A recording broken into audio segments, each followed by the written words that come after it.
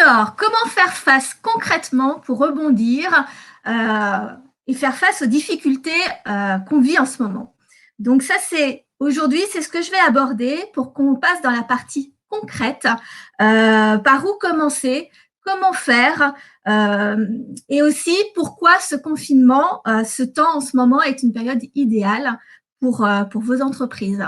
Donc bonjour, bienvenue, je suis sur mon live de 13 heures. Je suis ravie de pouvoir vous aider à rebondir et à faire en sorte d'utiliser ces moments difficiles pour en faire quelque chose et pour en faire quelque chose et que ce soit rentable, du coup, quelque part, d'une certaine manière, ces temps un peu difficiles. Parce que l'idée, c'est si vous ne faites rien pour vos entreprises, donc je rappelle que ces vidéos sont adressées à toutes les petites entreprises, entrepreneurs, artisans, commerçants, petites PME, toutes les personnes qui n'ont pas forcément de très, très, très grosses équipes pour pouvoir brainstormer, rebondir, avoir de la trésorerie à flot, enfin assez de trésorerie pour tenir, etc. Donc là, moi, je suis là vraiment pour vous aider. Et l'idée, c'est de savoir qu'est-ce que vous pouvez faire pour ne pas avoir de regrets à la fin du confinement, pour pouvoir, parce que si vous ne faites rien, que vous restez dans l'attentisme ou dans le stress, dans la peur, ça ne vous mènera de toute manière nulle part. Donc l'idée ici, c'est de bâtir ensemble des plans d'action pour pouvoir vraiment passer à l'action et utiliser tout ça. Donc, qui je suis? Je suis Sophie Robert, je suis entrepreneuse depuis 20 ans et j'ai au cours de ces 20 dernières années vécu 2 liquidations judiciaires. C'est pour ça qu'aujourd'hui, je peux me permettre de vous parler de mon expérience et je rebondis pour la 3e fois, sachant que je n'ai jamais considéré que ce sont des échecs, mais simplement des expériences de vie et des apprentissages énormes. Et à chaque fois, ce sont des paliers où je deviens un petit peu meilleure et c'est ce que je vais essayer c'est ce que je vais vous transmettre et c'est ce qu'aujourd'hui je transmets au travers mes accompagnements, puisque maintenant j'accompagne les entrepreneurs à rebondir, à, à, à utiliser les difficultés pour en devenir, créer de meilleures entreprises. Donc, il y a 20 ans, avec mon mari, on s'est installé en tant que pâtissier. Donc, on avait une pâtisserie boutique à côté de Lyon. On a acheté un fonds de commerce en 2000 et il se trouve que très rapidement, ça a été assez difficile parce que les 35 heures sont arrivées, ainsi que l'euro. Ça a été une crise assez pénible, un transfert assez pénible à passer. Et donc, on a vu du jour au lendemain une baisse de fréquentation dans notre magasin. Donc, comment on a fait face à ce moment-là? On a rebondi, on était donc pâtissier, on avait un local classique, une boutique classique, et on a commencé à se diriger vers les boulangers qui pouvaient avoir besoin de pâtisserie. On a travaillé aussi avec des chocolatiers, on a appris la confiserie, les intérieurs liqueurs. On a diversifié un petit peu nos offres pour faire face à la baisse de fréquentation du magasin. Donc ça, c'était à ce moment-là, c'est ce qu'on a fait. Malheureusement, les charges de l'époque étaient beaucoup trop élevées pour nous. On avait acheté un fonds de commerce qui était très cher. Il y a eu beaucoup d'erreurs de débutants au niveau de la comptabilité, beaucoup de choses. Donc, on a fermé au bout de 3 ans. Et par contre, grâce à cette expérience-là, j'ai créé le concept il y a en 2008 de créateur de gâteaux de voyage. Et j'avais pris tous les aspects négatifs d'une pâtisserie boutique pour créer un nouveau concept. Donc, au lieu d'être enfermé dans une boutique, nous avons commencé par travailler sur les marchés. Au lieu d'avoir beaucoup de marchandises très périssables, dont on avait des pertes tous les jours, on s'est basé sur un seul produit qui était des financiers, une base de gâteaux moelleux qui se conservent. Donc, on avait diversifié nos gâteaux, on n'avait fait qu'une catégorie de produits, donc très peu de matières premières, beaucoup moins de pertes, puisque sans conservateur, ils se conservent entre 3 semaines, 1 mois maximum, mais quand même, c'est pas du gâteau sec. Ça nous permettait d'être innovants. Donc voilà, la première expérience nous a servi à créer la deuxième. Nous avons tenu pendant 9 ans. On a vécu également des crises. On s'est installé en 2008, c'est la crise en 2008. Nous, on l'a ressenti en 2010. Et quand on s'est lancé, en fait, on travaillait essentiellement sur les foires et les marchés. Et en 2010, suite à la crise, à la hausse énorme de l'essence, du carburant, on a vu la fréquentation baisser sur ces lieux-là. Et donc, on a dû faire face aussi à une grosse baisse de chiffre d'affaires. Et du coup, on a commencé à travailler avec les épiceries fines. On a créé un site de vente en ligne, puisque des gâteaux de voyage, voilà, ça pouvait se vendre en ligne. On pouvait les expédier. On a créé une boutique physique parce que comme on avait beaucoup de demandes d'épicerie fine, on avait besoin d'avoir un lieu pour créer de nouveaux emballages, pour présenter nos produits de façon différente. Enfin, voilà. Donc, j'ai vu beaucoup de crises et on a rebondi plusieurs fois. Là, cette fois, on a fermé il y a 3 ans parce que le souci, c'est qu'on avait créé un très beau modèle économique au départ et on a été bousculé par une crise qui était inattendue, comme aujourd'hui. C'est-à-dire que notre modèle économique basé sur les marchés s'est écroulé. Donc, il a fallu qu'on fasse face. Et j'avais pas prévu ça. Donc, ça, c'était une des erreurs, c'est que j'avais pas prévu ça et du coup, on a été obligé de chercher un petit peu ce qui allait marcher. Et le souci, c'est que quand on cherche ce qui va marcher, on répond à tous les clients qui nous demandent, mais ça nous demande beaucoup beaucoup, comment je vais dire, faire de nouveaux produits, faire de nouveaux emballages, faire une nouvelle communication, distribution, enfin, et tout ça, ça coûte très cher. Au fait, mettez-moi dans les commentaires si vous me voyez bien, si vous m'entendez bien. J'ai oublié de vous demander. Du coup, je ne sais pas si je parle dans le vide ou pas. Et puis, en même temps, plus vous communiquez, plus vous likez ou mettez des commentaires, ça permet de diffuser la vidéo parce que le but est vraiment d'aider un maximum d'entrepreneurs, de petits entrepreneurs. Et j'ai besoin de votre aide pour que, évidemment, ça soit diffusé, parce que sinon, si je travaille juste pour, entre guillemets, une dizaine de personnes, ça sera bien vraiment dommage. L'idée, c'est vraiment d'aider un maximum d'entrepreneurs. Donc voilà, donc cette diversification, ça a été l'apprentissage après coup, quand on a fermé il y a 3 ans, puisque je n'avais pas trop compris pourquoi justement on avait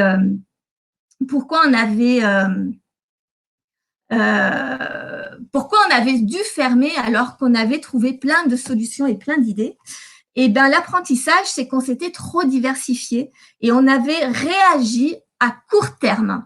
C'est-à-dire que la trésorerie baissant, les charges montant, on a répondu sans avoir de réflexion en amont, sans prise de recul. Et aujourd'hui, c'est ce que je fais maintenant avec les entrepreneurs que j'accompagne.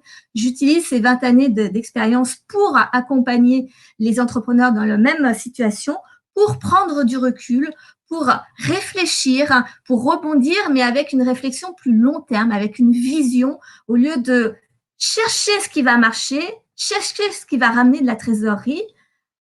Réfléchissez, posez-vous les bonnes questions. Où vous voulez aller et qu'est-ce que vous voulez faire, vous, dans quelle direction vous voulez emmener votre entreprise et emmener votre vie, votre famille et tout ce qui va avec. Donc ça, c'est mon expérience à moi. Après, actuellement, il y a beaucoup de gens qui utilisent ce confinement pour aussi qui sont bloqués parce qu'ils sont obligés de fermer carrément les portes de leur entreprise. Je vois notamment, j'ai repéré quelques exemples, un photographe, photographie de mariage. Là, tous les mariages sont annulés. Donc, forcément, il est obligé il n'a plus rien. Il y a beaucoup d'annulations en plus, les mariages, ça commence vraiment sur cette période où il fait beau, etc. Donc, il a dû arrêter et il est en train de se recentrer finalement sur il a décidé de choisir une autre voie, de faire des portraits, du corporate, de travailler avec les entreprises. Et donc, en ce moment, il est en train de mettre ça en place et de contacter des clients, des entreprises pour leur expliquer ce qu'il veut faire, etc. Voir avec ses clients habituels s'ils en connaissent, se faire recommander, etc. Donc, il est en train de changer de façon de faire, de façon à rebondir pour le après. J'ai également une créatrice de robes de mariée, par exemple, qui, elle, pareil, hein, robe de mariée, c'est assez similaire, qui malheureusement ne peut plus exercer en ce moment et donc qui est en train de créer des masques pour pouvoir alimenter et continuer, parce que les masques sont très difficiles à trouver en ce moment. Donc, elle est en train de faire ça. Il y a par exemple un moniteur de tennis. Je vous dis un petit peu en vrac, vous vous retrouverez ou pas dedans, mais ça peut vous donner des idées. Moniteur de tennis qui a décidé du coup de créer des cours en ligne de tennis parce qu'il y a des techniques, des points précis que l'on peut expliquer en détail, montrer en vidéo, montrer sur faire des analyses de matchs par exemple et de montrer de faire une critique en direct, montrer comment il faut faire, etc. Donc il a décidé ça. Enfin voilà, il y a beaucoup de solutions pour créer des vidéos en ligne. Il faut faire comme moi, juste un ordinateur, une caméra. Il y a beaucoup d'applications qui sont gratuites. Là, moi-même, je suis sur une application gratuite. On peut aussi faire des vidéos, c'est gratuit. Il y a plein de logiciels gratuits pour les monter. Enfin, il y a beaucoup de solutions. Donc, c'est ce que vous devez faire en ce moment, puisque vous avez l'occasion de ne plus avoir la tête dans le guidon. Vous avez l'occasion de profiter pour réfléchir sur votre entreprise au lieu d'être dans votre entreprise. C'est super important, on ne le fait pas assez. Moi, pendant des années, je ne l'ai pas fait et maintenant, je le fais beaucoup et avec beaucoup de recul, je prends ces temps de pause. Là, elle est imposée et c'est là où on a de plus d'idées et on est plus dans la réflexion et dans la stratégie à long terme. Donc, évidemment, il y a des questions et des bonnes questions à se poser. Donc, l'idée ici, c'est de vous donner concrètement, réfléchissez sur votre entreprise, faites un petit retour de ces derniers mois, de ces dernières années, de qu'est-ce qui fonctionnait déjà. Faites un listing de qu'est-ce qui fonctionnait, qu'est-ce qui allait bien, qu'est-ce que vous aimiez vraiment faire, et à l'inverse, qu'est-ce que vous n'aimiez pas faire. Qu'est-ce qui ne marche pas? Est-ce qu'il y a des choses que justement à étudier, à vérifier? Est-ce qu'il y a dans la compta, est-ce qu'il y a des choses qui sont peut-être pas rentables que vous faites et que vous pourriez peut-être justement vérifier la rentabilité? On ne prend jamais assez de temps pour faire les chiffres. Posez-vous toutes ces questions-là. Et il y a une vraie prise de recul. Et ce qui est super important, c'est d'être honnête avec vous-même, d'être totalement sincère et de dire ça, j'ai fait ça, ça marche pas. Ça, je ne sais pas le faire. Ça, je sais super bien le faire. Je suis très douée là-dedans, etc., etc. Ça va vraiment vous permettre de savoir sur quoi vous concentrer. Donc, les choses où vous êtes bon et que vous aimez.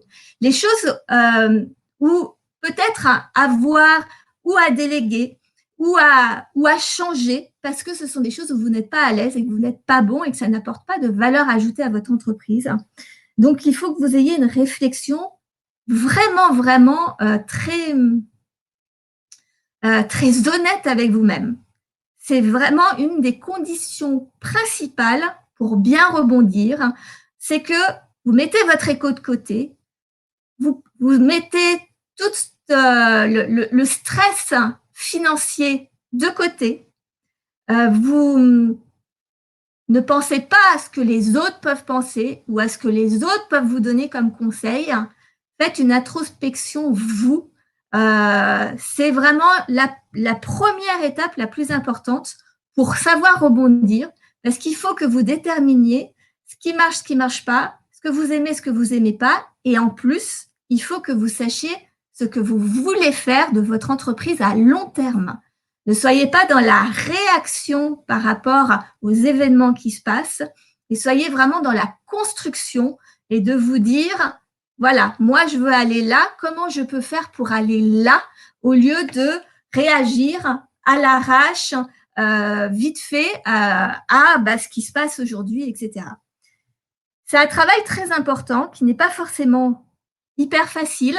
Donc, ce que je peux vous proposer, enfin, vous donner comme idée, c'est de ne pas rester seul.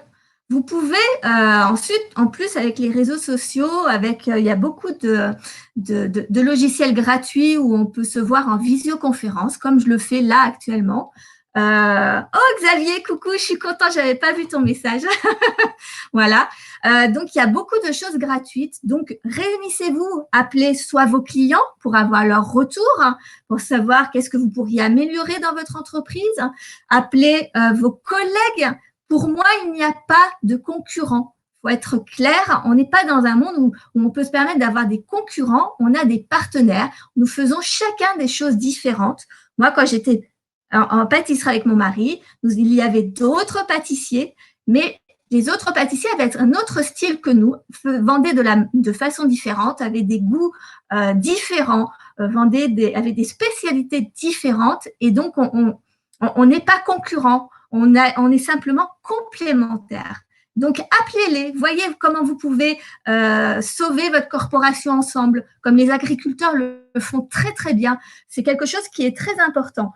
Vous pouvez aussi demander à vos fournisseurs, ou alors dans votre rue, les voisins qui sont autour de vous, comment vous pourriez rebondir de cette crise ensemble. En tout cas, entourez-vous. C'est quelque chose qui est gratuit, qui ne demande pas beaucoup de temps. Vous vous réunissez à 4-5 entrepreneurs, vous posez la problématique et vous êtes à 4-5 en train de réfléchir comment aider l'autre et vous passez les uns après les autres. C'est quelque chose que je fais également. Actuellement, je crée, vous avez peut-être vu, j'ai mis le lien dans les commentaires, je fais des ateliers que j'appelle paradoxes, puisque dans ce monde actuel, on vit plein de paradoxes, notamment en ce moment, profiter, entre guillemets, ou en tout cas faire face à la crise, trouver des solutions pour survivre à la crise. C'est un paradoxe, il y a une crise, mais il y a des opportunités en face, il faut les trouver. On n'est pas obligé d'être… D'ailleurs, c'est un conseil que je vais vous donner, ne surfez pas sur la vague actuelle pour rebondir. Cherchez quelque chose de beaucoup plus constructif et de beaucoup plus long terme. Donc voilà, moi j'ai des ateliers paradoxes, je vous mets le lien où on fait ça. Le prochain est mardi prochain. Ça dure sur 3 heures, de mardi à midi. L'idée, c'était vraiment que de vous partager mon expérience beaucoup plus en profondeur que sur les petites vidéos que je vous fais en live depuis quelques jours et de trouver des solutions ensemble. Et ensuite, je complète avec un coaching individuel par personne de 1 heure. Mais ça, vous pouvez le faire ensemble ou avec moi, donc en beaucoup plus rapide. Donc, n'hésitez pas à partager. Je ne sais pas si vous avez des questions, n'hésitez pas pendant que je parle. Je vais y répondre. Sinon, je répondais en même temps à la question aujourd'hui d'un commentaire que j'avais eu hier qui me disait que j'étais coach, mais c'était un peu d'être coach sans connaître le métier. Mais en réalité, si, puisque je suis entrepreneuse depuis 20 ans, donc c'était pour vous expliquer ma légitimité, si on peut dire, puisque certains se posent la question et c'est tout à fait normal. Donc, si vous avez d'autres questions ou d'autres pareilles expressions, n'hésitez pas, je vous répondrai demain. Demain, exceptionnellement, le live sera à 15 heures. J'ai un rendez-vous très important qui est prévu depuis très longtemps, demain à 13 heures. Donc, du coup, voilà, j'ai pas pu et pas voulu le décaler. Donc, je vous retrouverai à 15 heures demain. Et puis, écoutez, bossez sur votre business, réfléchissez, tête reposée, sans stress, même si c'est pas facile. Prenez le pli pour préparer l'après.